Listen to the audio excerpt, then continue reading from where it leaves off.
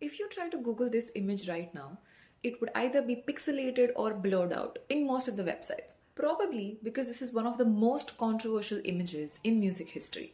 But the real kicker is there is one band that put this image on the cover of their debut album. Coming back to it, this photograph was actually captured by an American journalist. And as you can see, the Buddhist monk in the image is Thich Quang Duc.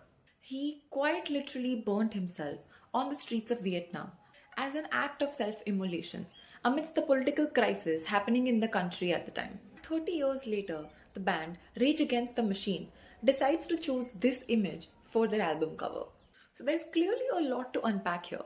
And for context, the band's frontman, Zach De La Rocha, is the son of a Chicano political artist. And Tom Morello's great uncle was the first elected president of Kenya. Clearly, they were born revolutionists who wanted to change the world. And about the time that they had started to make their music, the Los Angeles scene had become quite grim.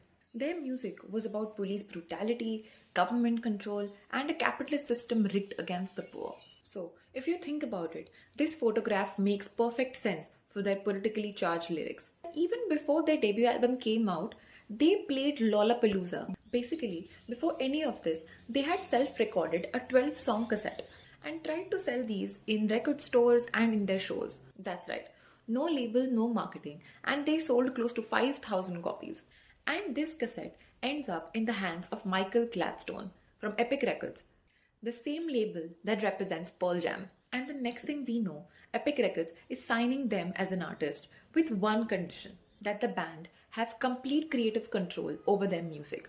No interference, no changes, nothing. They were completely fine with the profanity used in their songs or one of the most controversial images being on their album cover. They definitely ended up doing something right because they went from playing the side stage to the main stage at Lollapalooza just the next year.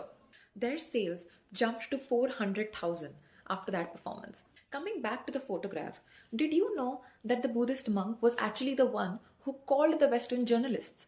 He wanted to get international attention for the tumultuous situation happening in the country, that he has definitely succeeded in bringing that real life change. Along the way, even inspired the band, the Rage Against the Machine, to continue the revolution.